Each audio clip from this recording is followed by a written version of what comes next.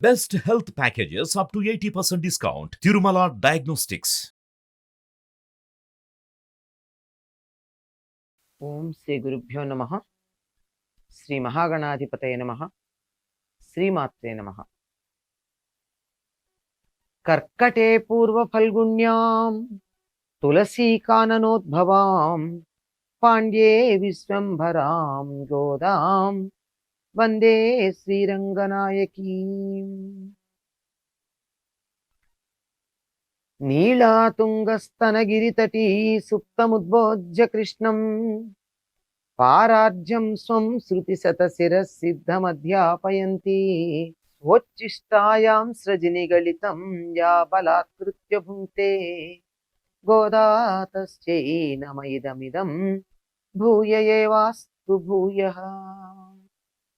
శ్రీ భూనీల సమేత గోదా రంగనాథ స్వామినే నమః. அன்றிவுலகம் அளந்தாய் அடிபோத்தி சென்றங்கு தென்னிலங்கை செத்தாய் திரள் போத்தி பொன்றச்சகடமுதைத்தாய் புகழ் போத்தி குன்று குனிலா வேந்தாய் கடல் போத்தி குன்ற குடையா வெடுத்தாய் குணம் போத்தி வென்று பகை கெடுக்கும் நின் கையில் வேல் போத்தி என்றென்றன் சேவகமே ஏத்திப்பழை கொள்வான் ఇంద్రియాం బంధోం ఇరంగేలోరెంబావాయ్. నీకు మంగళము పలుకుటకు వచ్చాము అని కదా గోదాదేవి తన చెల్లెతో పాటు వచ్చి చెప్పినటువంటి మాట. ఏం మంగళం చెప్తారు, దేనికి మంగళం చెప్తారు, ఎందుకు మంగళం చెప్తారో వివరం చెప్పుకుంటున్నారు. ఇలా కొలిచిన చరణాలకు మంగళం. ఒకప్పుడు బలి చక్రవర్తిని అనుగ్రహించటం కోసం అతడి నుండి స్వర్గాన్ని తీసుకుని ఇంద్రుడికిచ్చి ఆ కార్యక్రమం కోసం 3 అడుగులు దానం అడిగిన సందర్భంలో భూమినంతా ఒక పాదంతో కొలిచినటువంటి పాదం ఉంది. ఆ పాదానికి, దివ్య పాదాలకి నమస్కారం. భూమినంతా ఒక్క పాదంతో కొలిచినటువంటి పాదాలవి, వాటికి నమస్కారం. అలాగే శకటాసురుణ్ణి కాలితో అలా ఎగరగొట్టినటువంటి పాదం ఉంది, ఆ పాదానికి నమస్కారం.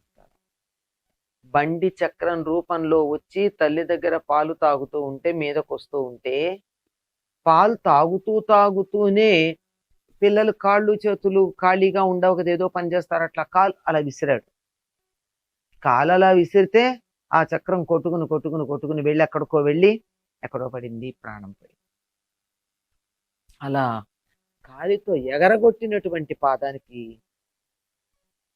ఆ బలిష్టమైనటువంటి ఆ పాదానికి మంగళం. లంకను కూల్చినటువంటి పాదాలకి మంగళం. ఆ లంకనంతా సమూలంగా నశింపచేశాడు. ఎలా నశింపచేశాడు? పాదమని ఎందుకు చెప్పడం? అయోధ్యానగరం నుండి కిష్కింధ వరకు, కిష్కింధ నుండి లంకానగర సమీపం వరకు ఎలా వెళ్ళాడండి రాముడు? ఏమన్నా వాహనం ఎక్కాడా? లేదు కదా, పాదాలతో నడుచుకుంటూనే వెళ్ళాడుగా. అలా నడిచిన పాదం ఏదైతే ఉందో, లంకని నశింపజేసినటువంటి పాదం ఏదైతే ఉందో ఆ పాదానికి నమస్కారం. అసురద్వయాన్ని అణచివేసినటువంటి పాదాలకు నమస్కారం. అంటే ఒకప్పుడు వత్సాసురుడు అనేటటువంటి వాడు ఆవుదూడ రూపంలో వస్తే వాడిని వడిసెలలో రాయిలాగా చేసి, ఇంకా గట్టిగా చెప్పాలంటే చేత్తో ఇట్లా పట్టుకుని గిరగిరా తిప్పి ఒక వెలగ చెట్టుకి వేసుకొట్టాడు. ఆ చెట్టుని ఆశ్రయించి ఉన్నటువంటి రాక్షసుడు కూడా చెట్టుతో పాటు కింద పడి చనిపోయాడు. చేసింది ఒకటే పని, 2 పనులు జరిగాయి. మరి అలా గిరగిరా తిప్పాలి అంటే ఏం చెయ్యాలి? ఒక కాలు వెనక్కి ఒక కాలు ముందుకి పెట్టి ఒక భంగిమలో చెయ్యాలి. ఇట్లా కూర్చుని ఇట్లా వేసి గాని నిలబడి కదలకుండా గాని వెయ్యలేరు. ఒక కాలు వెనక్కి ఒక కాలు ముందుకు పెట్టి ఇట్లా తిప్పి బలవంతో ఉపయోగించి వేస్తే ఆ చేతిలో ఉన్నటువంటి వత్సాసురుడు వెళ్ళి చెట్టుకు తగిలి వత్సాసురుడు కపిత్తాసురుడు ఇద్దరు చనిపోవడం జరిగింది. అలా ఇటు అటుగా వెనక్కి ముందుకి పెట్టినటువంటి పాదాలు ఉన్నాయే, ఆ ఇద్దరు రాక్షసుల్ని చంపడానికి ఆ భంగిమ తీసుకున్న పాదాలు, ఆ పాదాలకు కూడా మంగళం జరుగుగాక.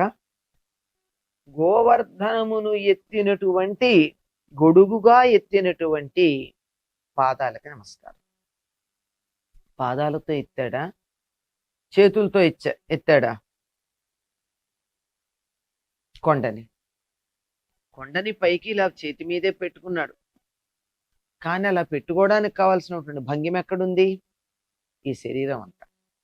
ఇదంతా ఆ విధంగా ఉండాలి అంటే పాదం మీద ఈ బరువుని మోపి నిలబడాలి గనక ఈ బరువునంతా మొయ్యగలిగినటువంటి పాదాలు ఉన్నాయి. గోవర్ధన పర్వతాన్ని మొయ్యగలిగిన పాదాలు ఉన్నాయి. ఆ పాదాలకి నమస్కారం. శత్రువులను వధించేటటువంటి నీ వేలాయుధానికి కూడా నమస్కారం.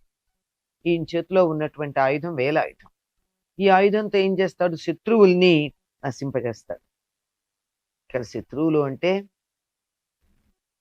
బాహ్య ప్రపంచంలో కనపడే శత్రువులే కాదు, అంతఃశత్రువులు కూడా. వీళ్ళందరినీ నశింపజేసేటటువంటి నీ పరాక్రమానికి నమస్కారం అని. నమస్కారం కాదు, ఇక్కడ మంగళం. నీ పాదాలకు శుభం కలుగ్గాక. మళ్ళీ ఎన్నో పనులు చేయాలి ఆ పాదాలతో. ఎంతో దూరం నడవాలి. ఎక్కడ దాకా వెళ్ళాలి? రావణుడు లంక దాకా వెళ్ళాలి. కాలు వెనక్కి ముందుకు పెట్టిలా వత్సాసురుణ్ణి బడిసెలలో రాయిలాగా వేసి కపిత్తాసురుడు ఆవేశించి ఉన్న వృక్షానికి తగిలేట్టు చెయ్యాలి. ఇవన్నీ చేయడానికి ఆధారం కాళ్ళే. కాలి మీద నిలబడితేనే ఆ బ్యాలెన్స్ ఉంది, సమతౌల్యత. ఆ సమతౌల్యత ఉండి ఎంత పెద్దదైనా నిలబడగలుగుతుంది. కనుక పాదమే స్థిరంగా ఉండాలి. అటువంటి పాదం ఏదైతే ఉందో ఆ పాదం యొక్క గొప్పతనాన్ని తెలియచెప్పే నీ వీరగాథలన్నీ మేము పాడతాం. అంతమందికి తెలియజేస్తాం నువ్వెంత గొప్పవాడివో. మరి నీ వీరగాథలు తెలియజేయాలి మేము అంటే పాటలు పాడాలి కదా. పాటలు పాడాలంటే దానికి వాద్య సహకారం ఉండాలి కదా. ఈ పర అన్న ఆయుధం ఇస్తే మేము చేసే పని ఏమిటంటే ముందు దీని గురించి చెప్తాము. అందువల్ల నీ కీర్తిని తెలియజెప్తాం, నీ గుణగానాన్ని మేం చేస్తాం. ఎక్కడెక్కడి నుంచి తీసుకొచ్చారండి ఈ కథలన్నీ? వామనావతార ఘట్టం ఉంది, రామావతార ఘట్టం ఉంది, ఇంకా వరుసగా కృష్ణావతార ఘట్టం శకటాసురుడి దగ్గర నుంచి రాక్షస సంహారం అంతా చెప్పటం ఉంది.